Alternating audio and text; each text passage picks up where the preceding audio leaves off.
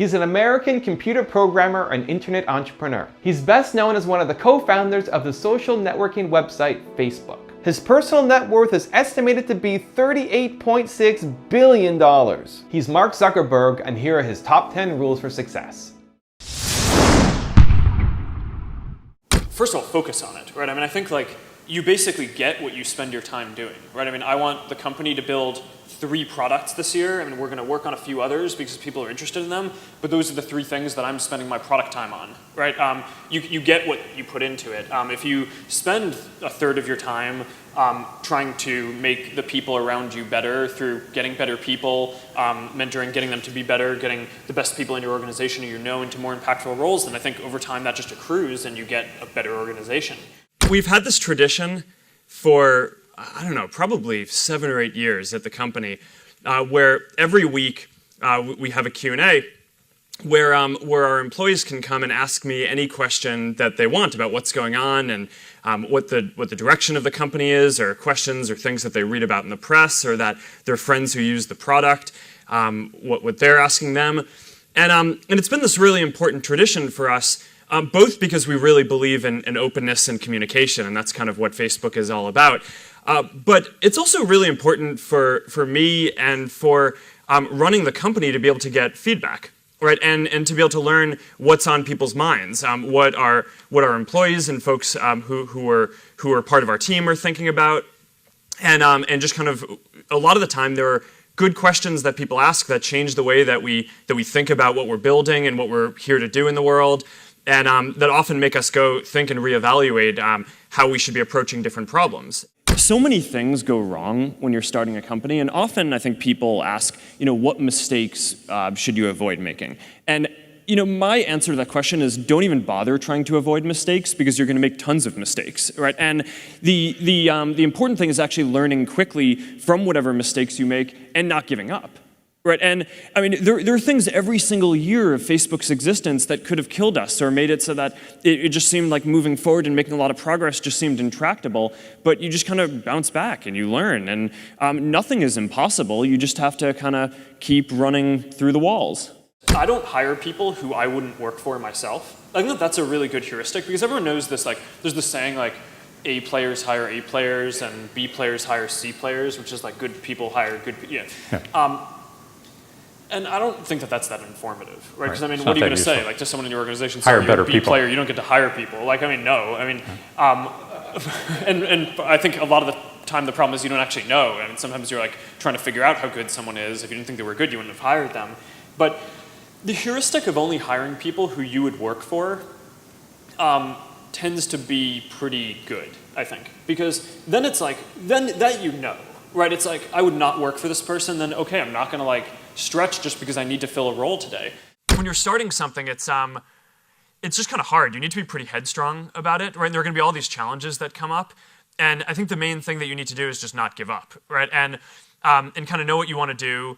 And the best entrepreneurs who I've met don't really start companies because their goal is to build a company. They do it because they want to make a change in the world and help people. And I think if you kind of stay true to that, and if you just focus on kind of powering through no matter what the challenges are that will inevitably come up in your path, then you'll find that there are lots of tools that are available and a lot of people who will help you build what you're building.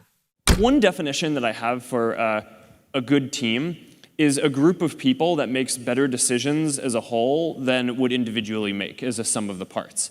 And I think most smart people like learning, right? And I mean, that's like one of the thrills of starting a company, right? Is the learning curve can be so steep. And if you can set up a team dynamic where you're constantly learning from the people around you, then I mean, what's better, right? It's like, these are the people I wake up every morning and I want to go learn from and work from. Is that one of your heuristics for hiring people too, to like hire people that you learn from? Yeah, and when building a team, you want to think about the dynamics, so that way you can maintain this property that the team makes better decisions as a group than any individual would. I always kind of I get a little upset whenever any media attention focuses on me personally and me leading Facebook, much less a movie. It's been kind of a bad year, hasn't it? It turned out okay. Time, Academy. It turned out good. The time thing was awesome. That was really flattering. But But I think that it's one of these things that the media systematically gets wrong, is that this idea that it's a person, right? It's never a person, right? It's always a team. And the most important thing if you are an entrepreneur trying to build something is you need to build a really good team. And that's what I spend a lot of my time on, right? I mean, I spend probably at least 3 hours a day with our core team, right, and doing things. I spend probably 25% of my time recruiting, finding good people, both outside the company and inside the company to put in more impactful roles. So there's this inherent conflict in the system, though, which is, are we trying to optimize newsfeed to give each person, all of you guys, the best experience when you're reading? Or are we trying to help businesses just reach as many people as possible? And in every decision that we make, we optimize for the first, for making it so that for the people who we serve, who use Facebook and who are reading newsfeed, get the very best experience that they can. And that means that if a business is sharing content that's going to be useful for them, then we'll show that. But that means that if the business is sharing content that isn't going to be useful for them, we may not show that, because it's probably more important that they learn about their friend who had a baby and their baby is healthy. So that's an important guiding principle for how we think about this stuff. And as the products continue to develop, there's just going to be more people sharing more things.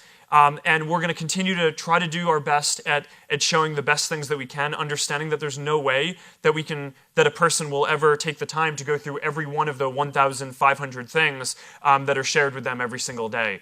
But that's kind of how I think about organic reach. And there are a lot of pages that are doing quite successfully, and their organic reach is growing quite a bit because they're delivering content to people that they really want.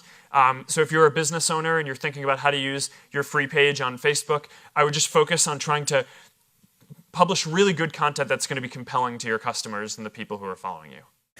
I spent a bunch of time analyzing and reflecting on why it was that we were even able to do it, because all reasons suggest that we shouldn't have been able to do it, right? Because all these other companies had way more engineering power and servers and time and money and all this stuff. And I actually think that this is a pretty instructive thing for anything that you want to go do, because this is the same property is going to be true for anything that you guys start, is that someone else is going to have more resources and be able to do it.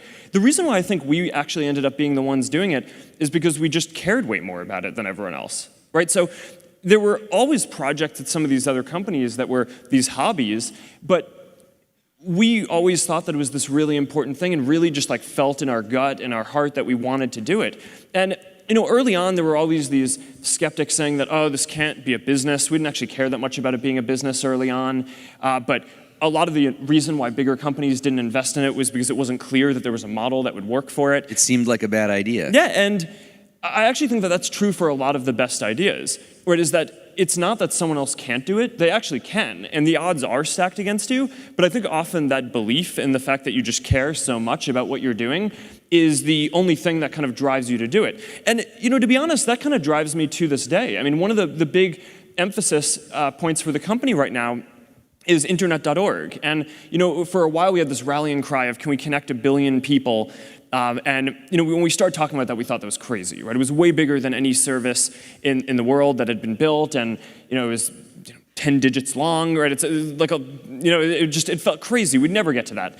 But then the thing is, as we started to actually get closer to that, we took a step back and we're like, all right, well, our mission isn't actually to get 1 in 7 people in the world to be connected. We want to connect everyone. So it's a big issue that only around 1/3 of the people in the world have access to the internet, and that's something that we think that we can do something about. And similar to early Facebook, there's no business model around this. I mean, all the people who have all the money in the world, I mean, it's not necessarily a fair thing, are already the people who are on Facebook, right? It's in the first, 1/7 of the world.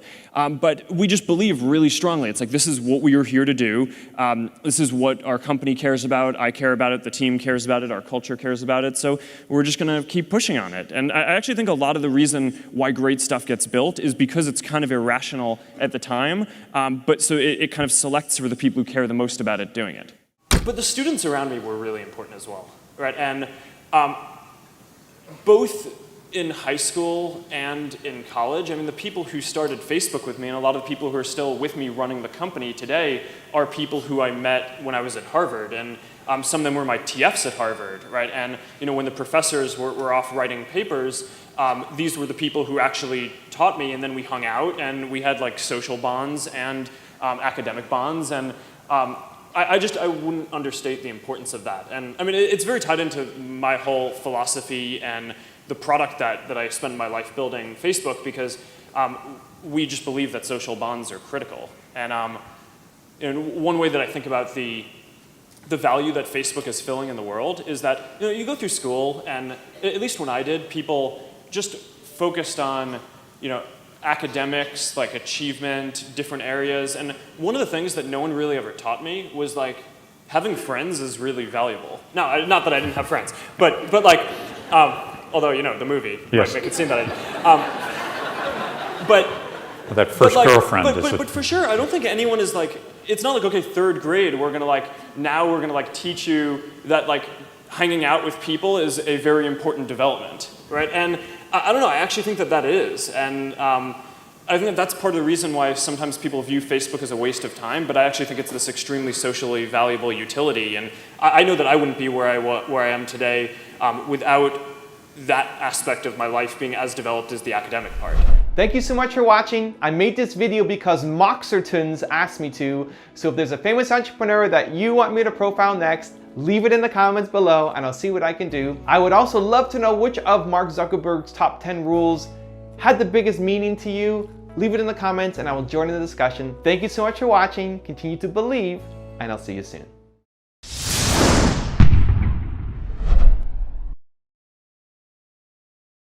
Hey everyone. Yesterday, Governor Chris Christie challenged me to the ALS Ice Bucket Challenge. Governor, I accept your challenge. And after I dump this bucket of ice on my head, I get to nominate 3 new people to challenge. So I'm going to challenge Bill Gates, my partner at Facebook, Sheryl Sandberg, and Netflix's founder and CEO, Reed Hastings, to do this within the next 24 hours. So you have 24 hours to do this, or you have to donate $100. All right, here we go.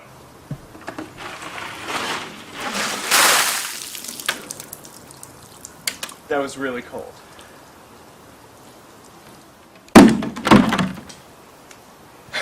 I think that's why you become an entrepreneur, right? Like, you don't get to pick your partners a lot of the time, but you do get to pick your organization. And you do get to pick who you partner with. I mean, sometimes you may be forced by circumstances to try to work with people who aren't your top pick to have to work with, but you get say over all this stuff, right? And I don't know, don't be a victim, make it happen. But no, I think the real story is just, a lot of hard work, right? I mean, it's a lot of people who are engineers who kind of sit around and code, and we're here because we're trying to help people connect, and we believe deeply in this mission. And our community today has 1.35 billion people in it, and there are 7 billion people in the world, and we want to connect all of them. And that's why we're here.